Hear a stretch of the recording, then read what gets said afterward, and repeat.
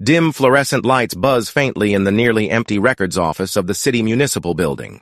The stale scent of paper and printer ink lingers in the air. Alex Carter, a mid-level city clerk, squints at the outdated desktop monitor, eyes tired from hours of staring at numbers. His cursor hovers over a highlighted figure on a spreadsheet, 2.3 million unaccounted for. Alex's breath catches as he scrolls back and forth, cross-referencing approval signatures and vendor names.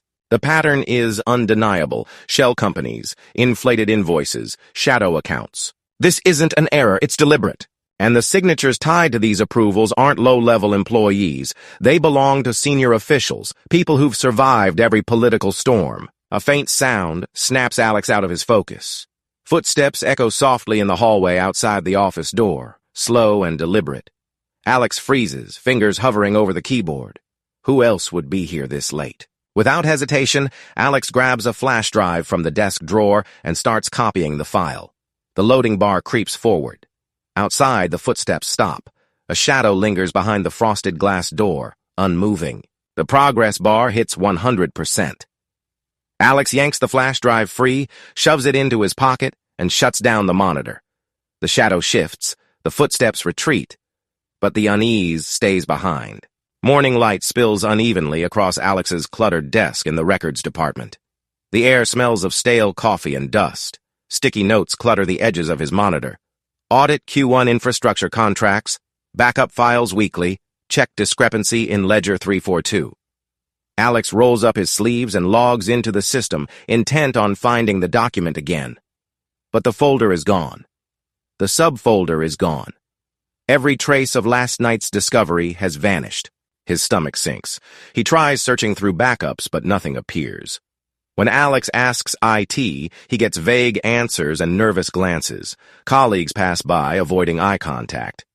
Panic rises in Alex's chest as he heads toward the physical records archive in the basement. The stairwell hums with fluorescent lights, buzzing like trapped insects. The basement air is cold, heavy with mildew. Alex scans the shelves labeled Infrastructure Projects, Q1, and Vendor Approvals, Archive 17. Empty spaces stand where folders should be. Someone's already been here. A glint catches his eye.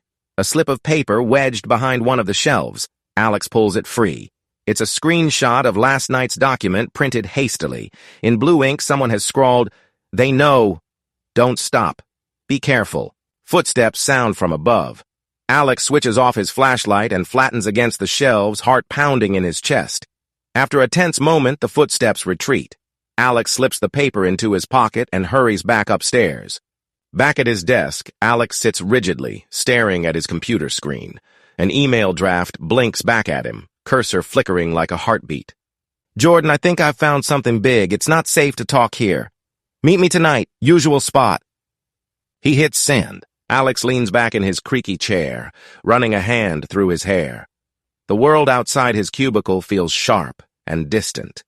Across the office, Melanie from accounting chats animatedly with a co-worker, blissfully unaware of the storm brewing under fluorescent lights. The phone on Alex's desk buzzes. An unknown number. He hesitates, then picks up. A distorted voice crackles through the line. "You're looking in places you shouldn't, Alex."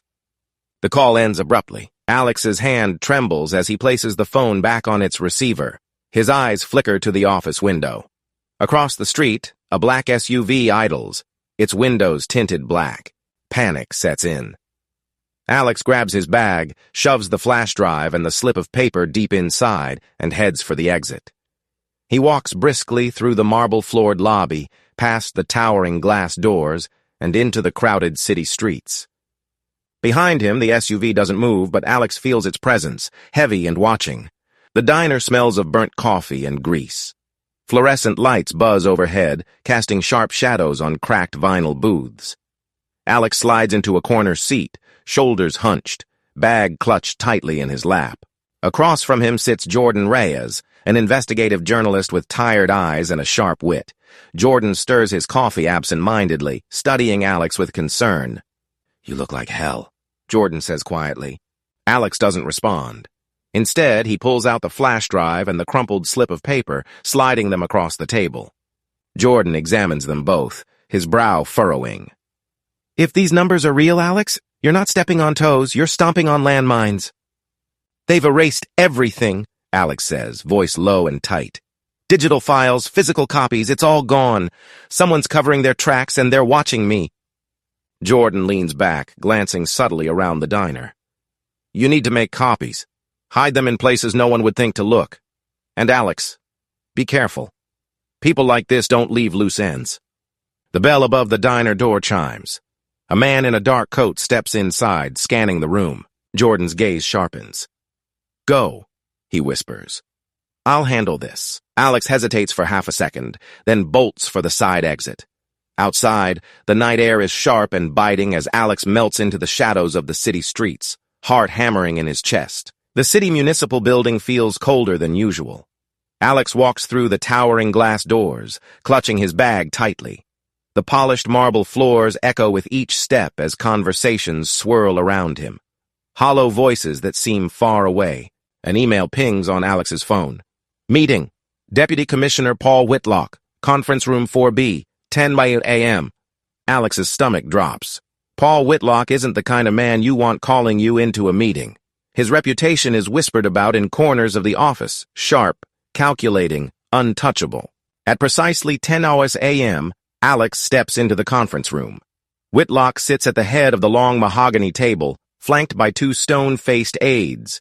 Sunlight filters through half-drawn blinds, cutting harsh lines across Whitlock's face. Alex, sit down, Whitlock says smoothly, gesturing to the chair across from him. Alex sits, trying to steady his breathing. You've been very busy lately, Whitlock continues, tapping a polished pen against the table, asking questions, digging where you shouldn't. Dangerous questions, Alex. I'm just doing my job, sir, Alex replies, voice barely above a whisper. Whitlock leans forward, his smile thin and humorless. Your job is to process records, not chase shadows. You're swimming in deep water, Alex, and people who do that, well, they often drown. Silence stretches between them, suffocating and heavy. Whitlock rises abruptly, buttoning his suit jacket. Focus on your assigned tasks, Alex. Drop this. For your own good. The meeting ends.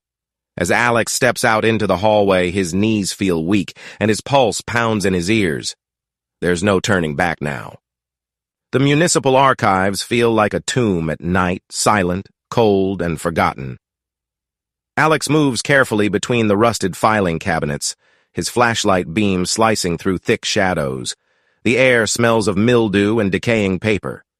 He spent hours digging through mislabeled folders and faded records, but finally, Alex finds it, a battered folder wedged in the back of a cabinet marked Obsolete Records, 2005.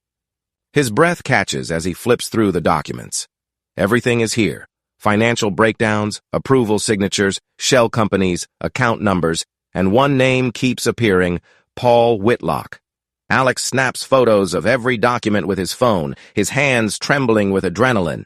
Each flash feels like a beacon in the suffocating darkness. Then footsteps. Heavy, deliberate, getting closer. Alex kills the flashlight and crouches low behind a filing cabinet, clutching his phone to his chest. Alex, a voice calls out low and calm. Whitlock. You can't hide forever. You know how this ends. The beam of a flashlight cuts across the floor, just inches from Alex's shoes. He holds his breath, every muscle locked in place. But then, a distant voice echoes from upstairs. Whitlock, we need you up here. The footsteps pause, and the flashlight wavers. After a tense moment, they retreat, the sound of heavy boots growing fainter. Alex doesn't wait. He bolts from his hiding spot, clutching the folder in one hand and his phone in the other. He stumbles through a side exit into the freezing night air, lungs heaving and heart racing. He has the proof now, but getting it out safely will be the hardest part. The glow of a laptop screen illuminates Alex's face in a dimly lit co-working space. He's seated at a small table surrounded by strangers engrossed in their own tasks, but every noise feels magnified. His hands tremble as he types an email to Jordan Reyes. Subject urgent, leak this now. Alex attaches photos of the documents and drafts a short message. These files implicate senior officials in widespread corruption. You know what to do. His cursor hovers over the send button. His chest tightens. Once he sends this, there's no turning back. Whitlock's voice echoes in his mind. You're swimming in deep water, Alex, and people who do that, well, they often drown. Summoning every ounce of courage, Alex clicks send. The email disappears. Alex exhales sharply, closing his laptop and shoving it into his bag. He uploads the same files to an anonymous whistleblower platform, setting them to public access. Within minutes, his phone buzzes with news alerts. City Hall corruption scandal rocks administration. High-ranking officials implicated in multi-million-dollar fraud. Alex stands in a crowded subway station later that evening, watching the headlines scroll across a news ticker. Around him, people murmur, scrolling through breaking news on their phones. His name isn't mentioned, but he knows. This is his doing. Relief doesn't come. Instead, Alex feels the weight of what's still to come. This fight isn't over. A week later, Alex sits alone in a dingy motel room on the outskirts of the city. The curtains are drawn tight, blocking out the weak afternoon light. The TV hums faintly in the corner, muted, flashing images of protests outside City Hall and clips of Whitlock avoiding reporters. Headlines scroll across the screen. Investigations ongoing. Deputy Commissioner denies wrongdoing. Officials arrested. High-ranking names remain untouched. Alex looks down at the open folder on the bed beside him. He's done his part, but the system hasn't collapsed. It bends, it twists, but it doesn't break. His phone buzzes softly, a message from Jordan. People are asking questions, Alex. You did the right thing. Stay safe. They're still watching. Alex stares at the message, his chest heavy with exhaustion. The truth is out, and while it hasn't set the city free, it's a start. Sometimes one voice is enough to ignite a movement. What would you have done in Alex's shoes? Would you risk everything for the truth? Let us know in the comments below. Don't forget to like and subscribe for more stories that challenge us to think, act, and speak out.